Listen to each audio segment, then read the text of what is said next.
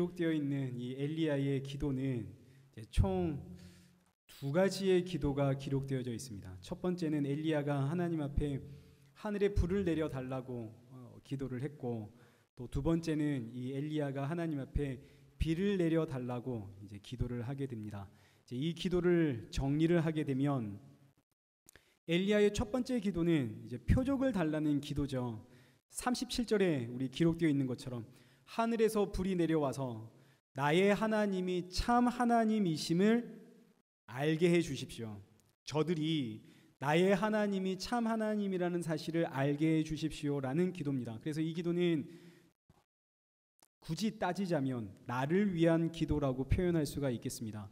나를 위해서 표적 보여주십시오. 그래서 나를 통해 저 사람들이 하나님을 알고 하나님을 믿게 해 주십시오라는 기도가 되겠죠. 엘리야의 두 번째 기도는 이제 41절과 42절에 기록되어 있듯이 비를 내려 달라는 기도입니다. 지금 3년 6개월 동안 이스라엘 땅에는 비가 없습니다. 비가 없는 이 땅에 비를 달라는 이 기도는 나를 위한 기도라기보다는 이웃과 그리고 사회, 이 땅을 위한 기도라고 할 수 있겠죠. 그래서 엘리야의 기도는 첫째, 나를 위해 하나님 표적을 주십시오라고 이야기할 수 있겠고, 두 번째는 이웃과 사회와 이 땅의 그 필요를 채워 주십시오라는 기도다라고 정리를 할 수 있겠습니다. 그리고 이 기도의 내용들은 이제 성도라면 반드시 하나님 앞에 구해야 하고 기도해야 하는 그 기도의 제목들이 되어집니다. 성도는 반드시 나를 위해서 표적 달라고 기도해야 하고, 동시에 이 땅을 위해서 이웃들의 필요를 채워달라고 우리는 기도해야만 합니다. 그러면 이제 중요한 것은 이 기도의 제목들이 정확하게 어떤 내용을 담고 있는가, 지금 이걸 이해하는 것이 아주 중요합니다. 그래서 오늘 이 두 가지의 기도 제목들, 나를 위한 기도와 그리고 이웃들을 위한 기도의 제목, 이 기도의 제목들이 어떤 내용을 담고 있는지 이제 오늘 이것을 우리 함께 간략하게 살펴보겠습니다. 먼저 첫 번째는 표적 달라는 기도입니다. 엘리야가 수많은 사람들이 모여있는 그 자리에서 하나님 앞에 불을 달라고 기도를 했더니 38절과 39절에 기록되어 있는 말씀처럼 하늘에서 불이 내려와서 제단과 제단 위에 그 제물을 모두 다 불태워 버렸습니다. 그래서 수많은 사람들 앞에서 엘리야의 하나님이 참 하나님이다 라는 것을 증명을 했죠. 이제 이 기도를 그대로 받아와서 오늘날 하나님이 엘리야에게 불로 응답하신 것처럼 나에게도 이렇게 응답해 주신다면, 그래서 나를 통해 야, 너의 하나님 정말 살아계신 하나님이 틀림없구나 라는 고백을 우리가 들을 수 있다면 참 얼마나 좋을까요? 하나님께 표적 구하고 하나님께 기적 구할 때마다 그게 다 응답되어지면 얼마나 대단하고 놀랍게 세상 사람들에게 복음을 전할 수 있을까요? 기도만 하면 병이 낫고 손짓 한 번에 사람들이 쓰러지고 이러면 얼마나 좋을까요? 그래서 저도 한때 이런 기도, 표적과 이적 달라고 하나님께 참 많이 기도했습니다. 아니, 주의 일을 하는데 그런 기적과 능력 그거 나타나야 하지 않겠습니까? 목사로 부르셨다면 그런 역사들 일어나야 하지 않겠습니까? 기도만 해주면 병이 낫고, 기도만 해주면 사람들이 넘어지고, 야, 그런 일들이 저에게 있다면 얼마나 신날까요? 그래서 저 이런 능력 달라고, 엘리야처럼 사역에 불 내려 달라고 하나님께 참 그렇게 매달리며 기도를 많이 했었습니다. 그럼 교회도 금방 부흥할 것 같고, 제가 실제로 밴쿠버 오기 전에 서울 신반포 지역에서 개척을 준비하고 있었습니다. 그때 정말 이런 생각 많이 했죠. 기도원에 가서 40일 금식 기도해야 되는 건 아닌가, 성령의 불받아 내려와야 되는 거 아닌가. 저 정말 그랬던 목사인데 십자가의 복음을 이해하고 난 후로는 이런 생각들이 얼마나 위험한 생각들인지를 알게 되었습니다. 그래서 우리 일단 데살로니가 후서 2장 말씀을 한번 보시죠. 9절과 10절의 말씀입니다. 우리 이 말씀을 함께 읽죠. 시작. 악한 자의 나타남은 사탄의 활동을 따라 모든 능력과 표적과 거짓 기적과 불의의 모든 속임으로 멸망하는 자들에게 있으리니 이는 그들이 진리의 사랑을 받지 아니하여 구원을 받지 못함이라. 아멘. 이제 고린도후서 11장 14절에 그 밑에 있는 말씀도 보시면 이것은 이상한 일이 아니라고, 사탄도 자기를 광명한 천사로 가장을 한다, 이제 이렇게 기록되어 있는 거죠. 자, 지금부터 제가 아주 민감하고 그리고 듣기 거북한 이야기를 조금 할 텐데, 이건 조금만, 말 그대로 조금만 참으시면 됩니다. 그러면 제가 뭘 이야기하고자 하는지 이제 충분히 이해하실 거라 생각이 됩니다. 이제 다시 이 위의 말씀 데살로니가후서 2장 9절과 10절 말씀을 보시면 악한 자들이 있습니다. 악한 자들이 나타났죠. 이들은 사탄의 활동을 따라 어떤 일을 하나요? 이 악한 자들은 사탄의 활동을 따라서 어떤 일을 하냐고요? 모든 능력과 표적과 기적을 일으키죠. 예수님이 오신 이후로 이 신약 시대에, 오늘 이 시대에 표적과 능력과 기적들 있습니까? 없습니까?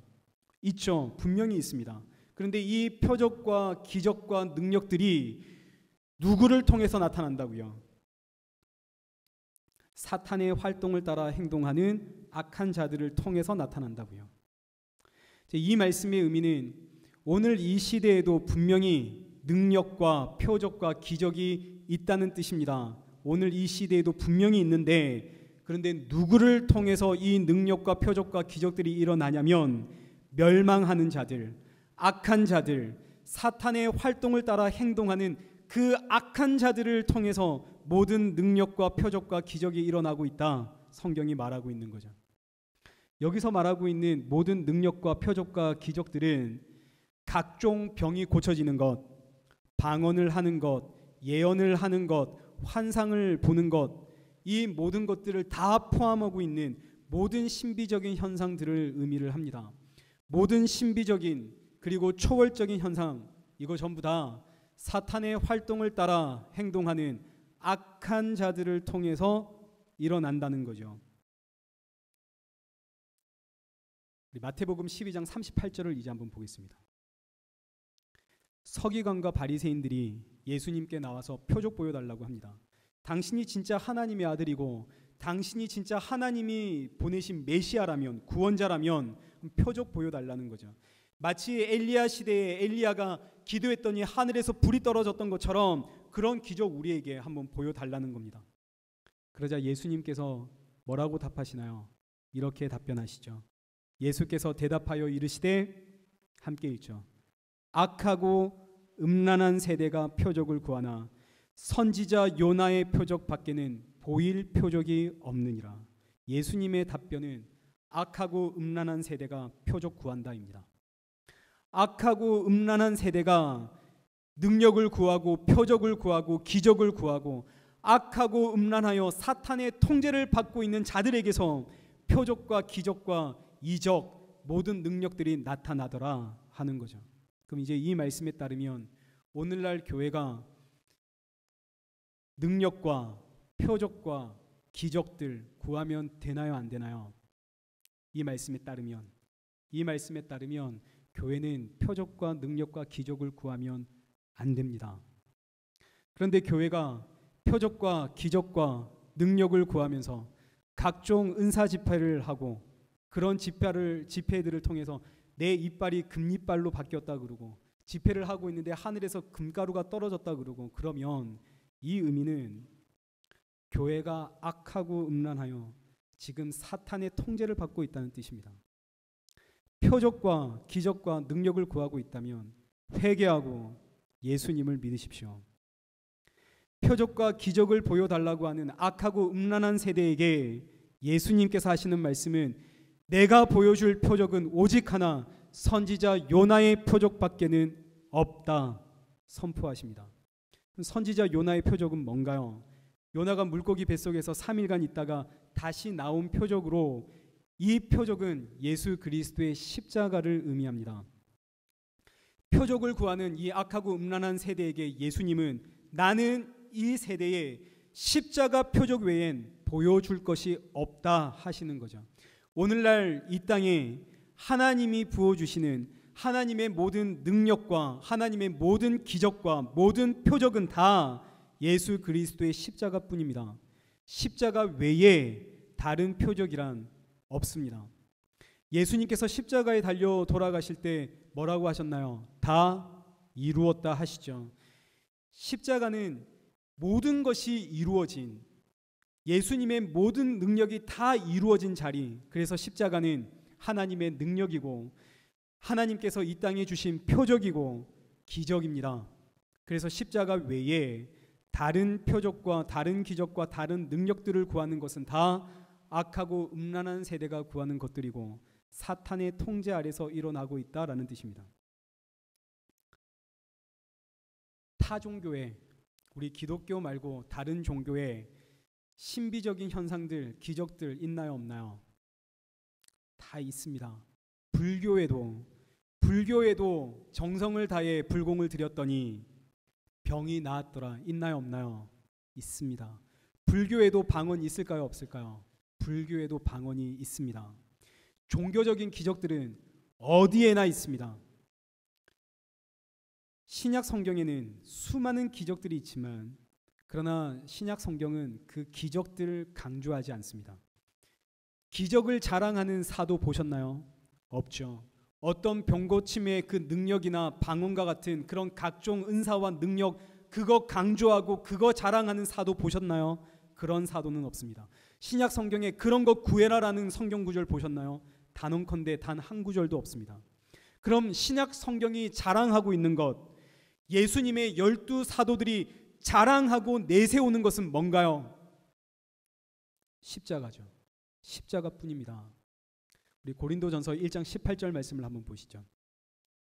십자가의 도, 멸망하는 자들에게는 미련한 것이지만 구원을 받은 우리에게는 하나님의 능력입니다.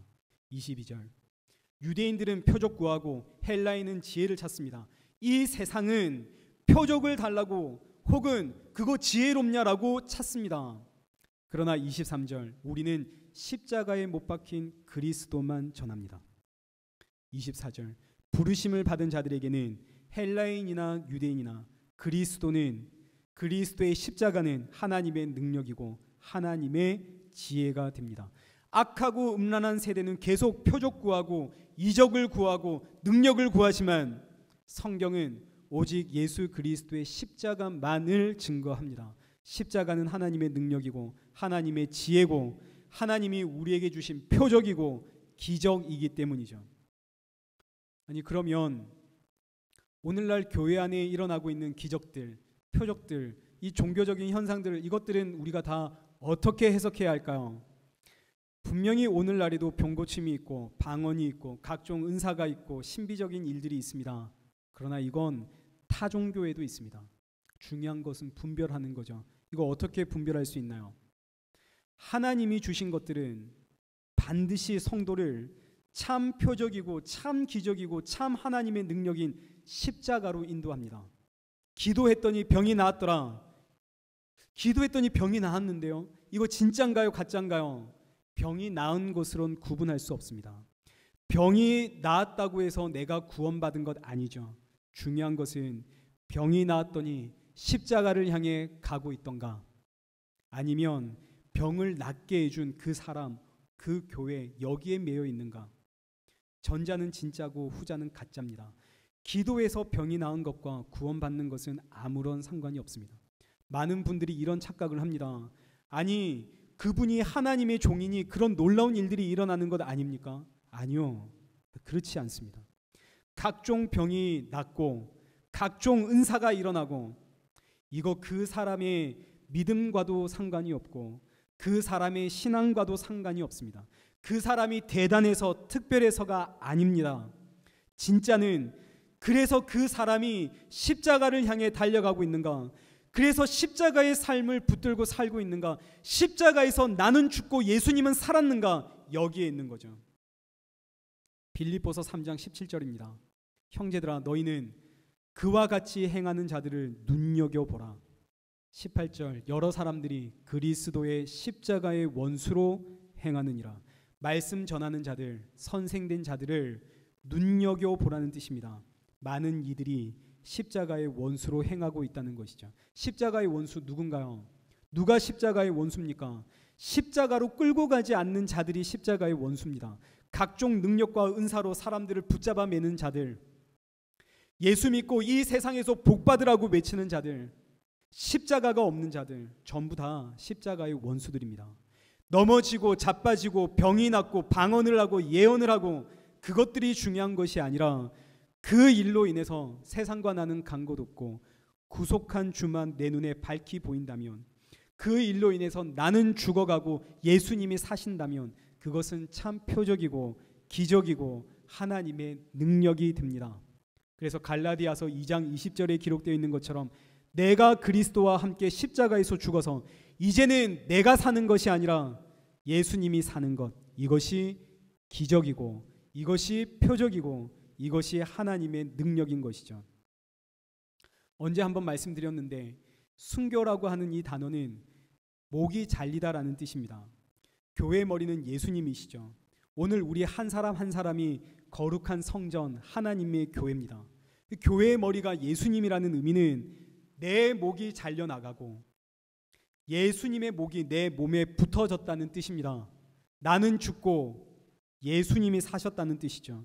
저 십자가에서 나를 지배해왔던 그 모든 가치와 판단들이 잘려나가고 오직 십자가의 예수님만이 나의 모든 가치와 판단의 기준이 되는 것, 이것이 오늘날 하나님께서 우리에게 주신 유일한 표적이고 기적이고 하나님의 능력이 됩니다.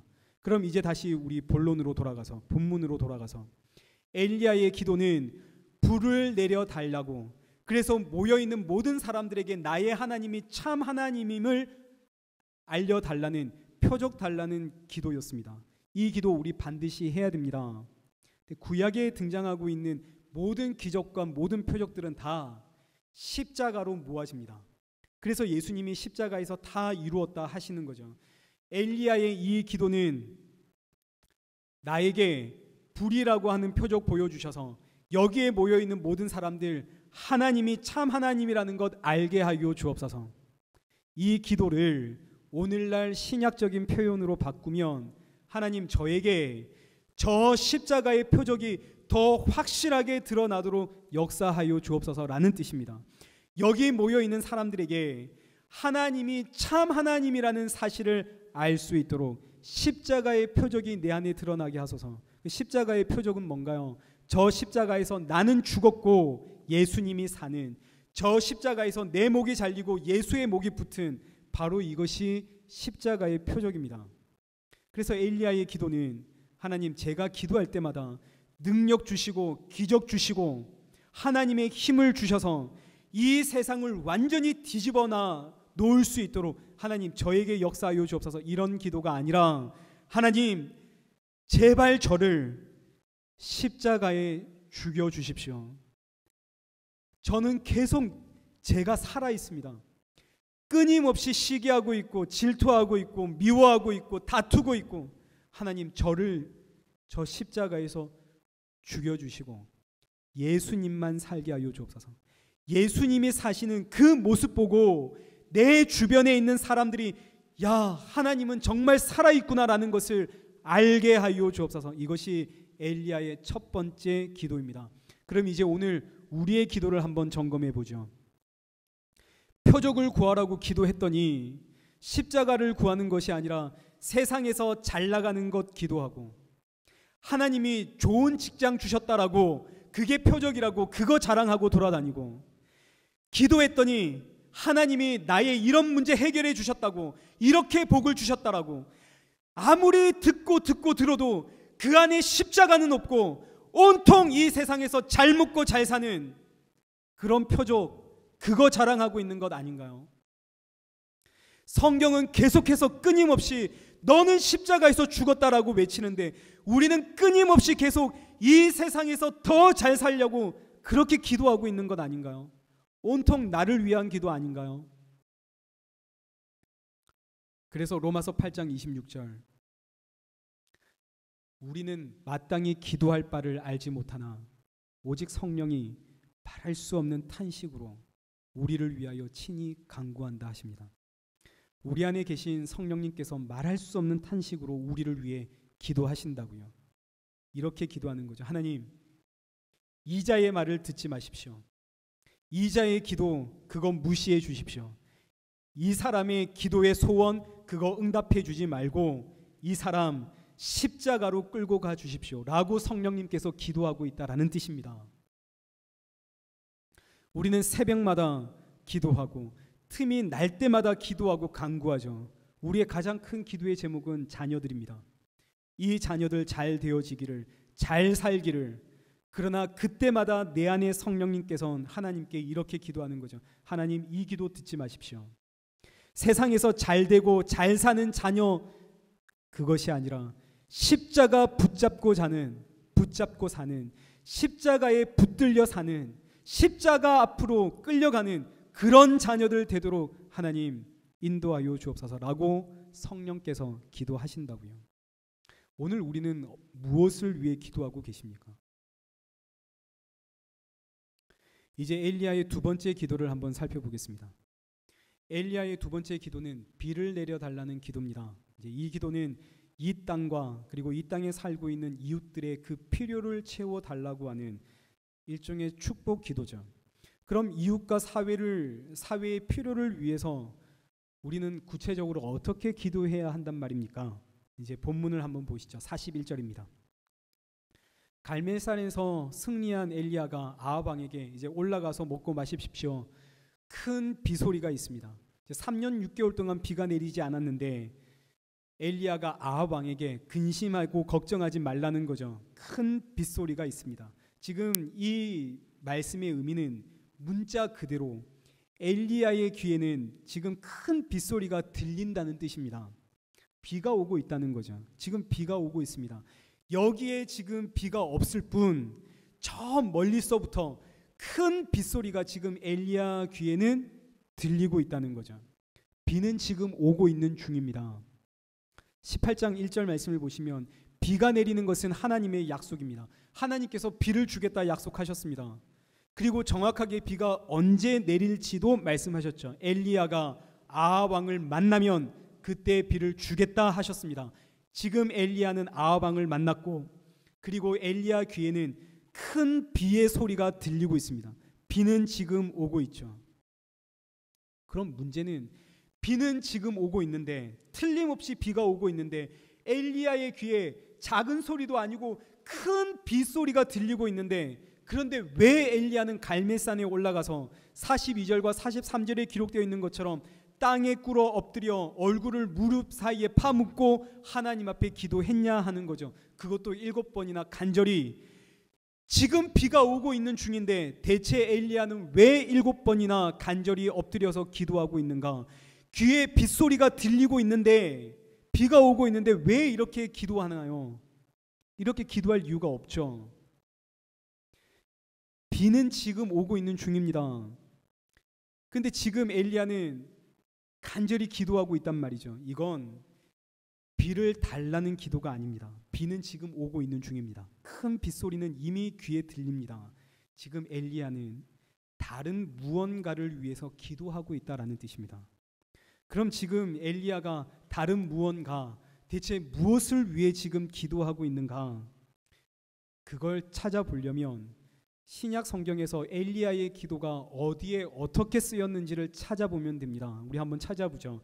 야고보서 5장 17절과 18절입니다. 엘리야는 우리와 성정이 같은 사람이로되 그가 비가 오지 않기를 간절히 기도한즉 3년 6개월 동안 땅에 비가 오지 아니하고 다시 기도하니 하늘이 비를 주고 땅이 열매를 맺었느니라. 여기에 엘리야의 기도가 기록되어 있군요. 야고보서 5장 17절과 18절. 그럼 여기 왜 엘리야의 기도가 여기에 기록되어져 있는가? 우리가 가진 성경을 보시면 한 단락의 시작과 끝을 동그라미로 표시해 놨습니다. 이 동그라미로 시작해서 동그라미로 끝나는 이 한 단락이 이제 하나의 그 한 주제를 담고 있습니다.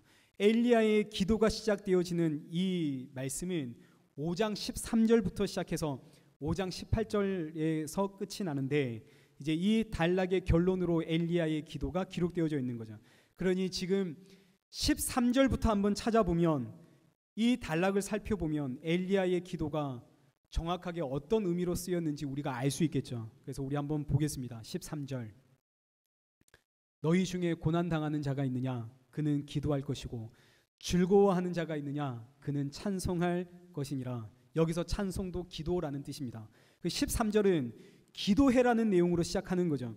고난당하는 자도 기도할 것이고 즐거운 자도 기도할 것이다. 무엇을 위해 기도해야 하나요? 14절입니다. 너희 중에 병든 자가 있느냐?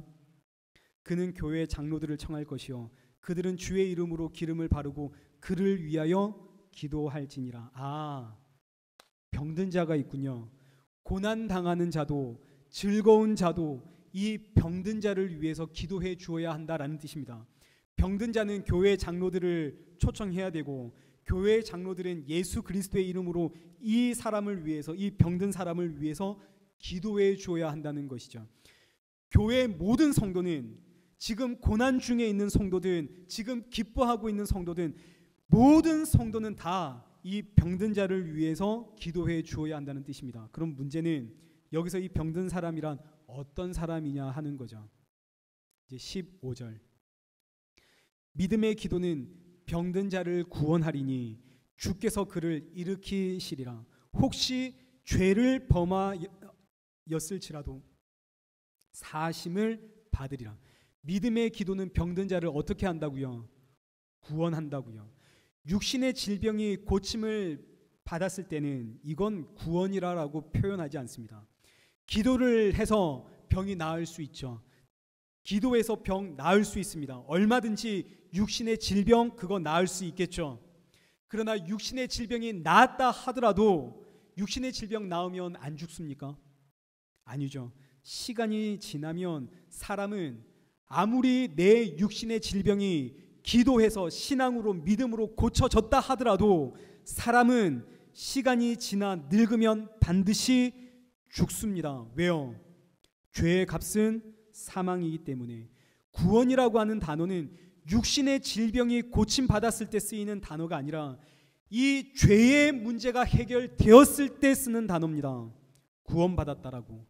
그래서 병든 자가 구원받았다라는 의미는, 이 병든 자를 위해서 장로들이 찾아가 기도해 주었다라는 의미는, 고난 중에 있는 사람도 즐거운 중에 있는 사람도 이 병든 자를 위해서 기도해 주라는 이 의미는, 이 병든 자는 지금 육신의 질병이 아니라 영적으로 병들었기 때문에 이 병은 불신의 병, 믿음의 병, 하나님을 떠난 병, 세상이 너무나 좋은 병, 십자가가 내 눈앞에 보이지 않는 병, 예수님을 안 믿는 병을 의미하는 것이고, 이렇게 병든 자들을 위해서 교회는 기도해라 라는 뜻입니다. 믿음의 기도는 이렇게 병든 자를 구원한다는 거죠.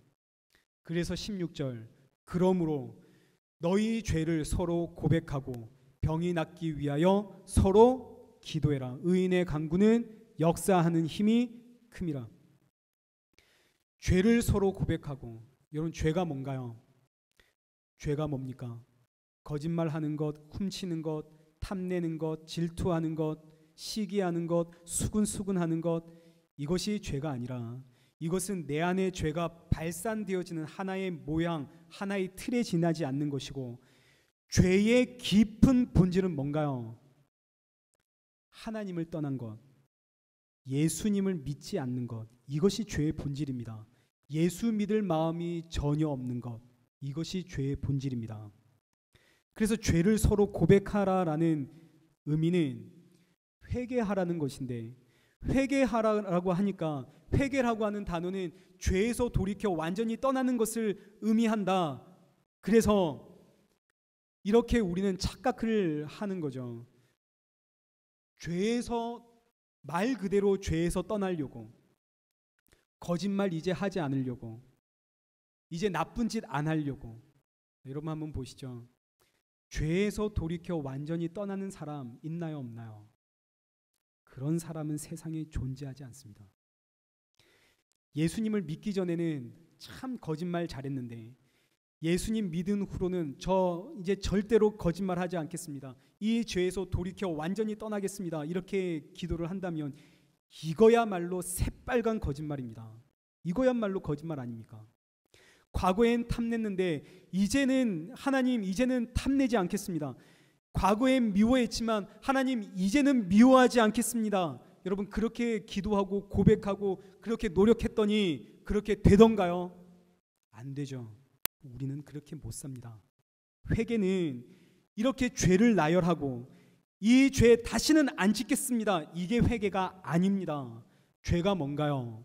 죄는 죄의 본질은 예수를 안 믿는 것이 죄입니다. 그 회개는 뭔가요? 회개는 죄에서 돌이켜 떠나는 것이죠. 예전엔 예수를 믿을 마음이 없었고 세상이 너무 좋았는데 회개란 이제 세상에서 완전히 돌이켜 예수님을 믿는 것, 이게 회개입니다.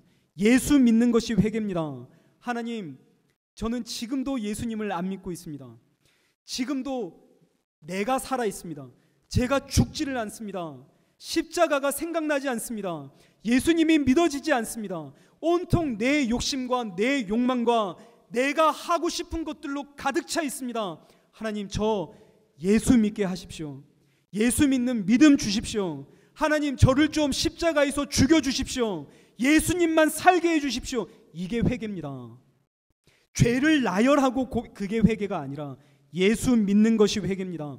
그래서 16절, 너희의 죄를 서로 고백하고, 서로 나 여전히 내가 살아있어, 우리 예수님 믿자라고 고백하고, 병이 낫기를 위해서 서로 기도하라. 나와 같이 병든 자들, 나처럼 예수 안 믿는 자들 예수 믿게 해달라고 기도해라라는 뜻입니다. 이 기도는 내가 아무리 고난 중에 있다 하더라도 반드시 해야 하고, 내가 지금 너무나 기쁘고 즐거운 상황 가운데 있다 하더라도 반드시 해야만 하는 성도의 책임이라는 뜻입니다. 주변에 이렇게 병든 자들이 있다면 그들을 위해서 우리는 반드시 서로에게 기도 부탁해야만 합니다.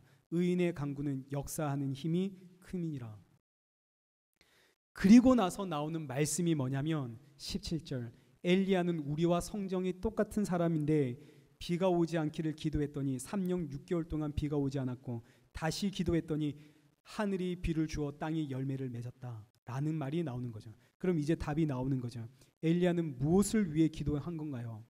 왜 엘리야는 비가 오지 않도록 기도했고 왜 이제 엘리야는 비가 오게 해달라고 기도했나요?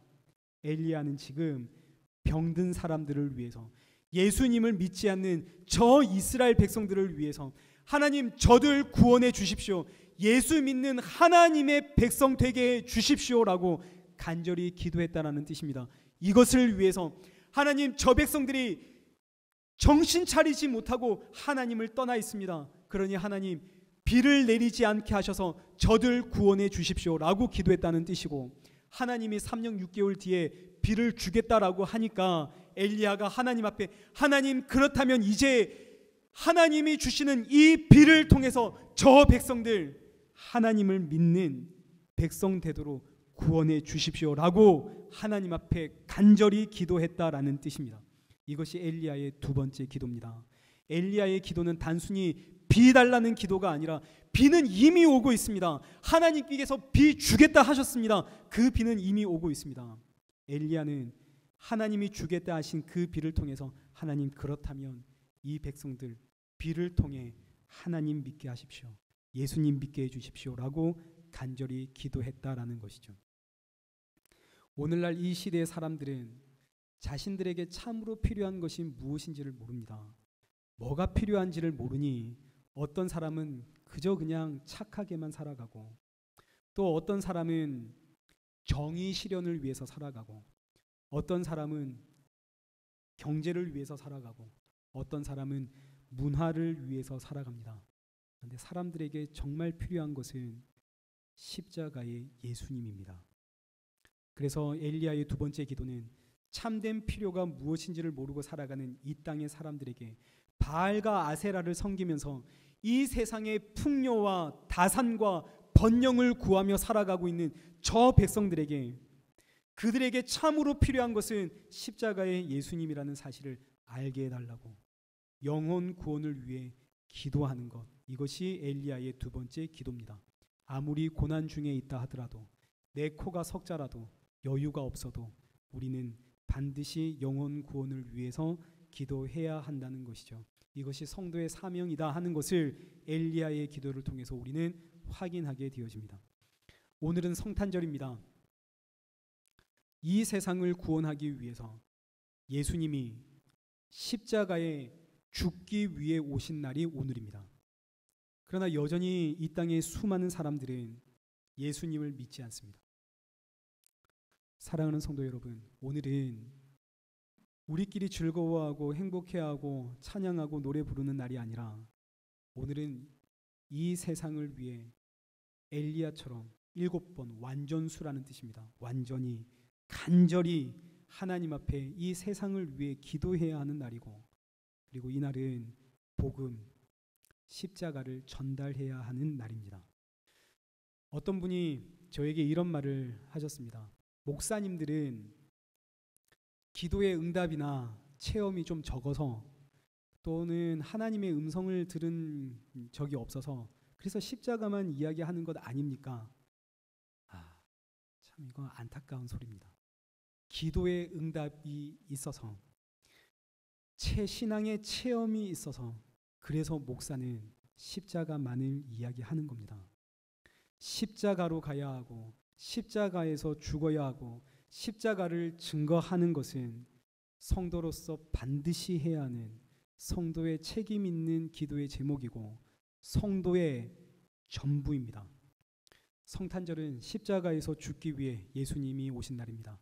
나를 위해서, 그리고 영혼 구원을 위해서 이 땅에 오신 이 예수님만을 증거하고 자랑하고 이를 위해서 기도하는 우리 복된 성도들 되시길 축원합니다.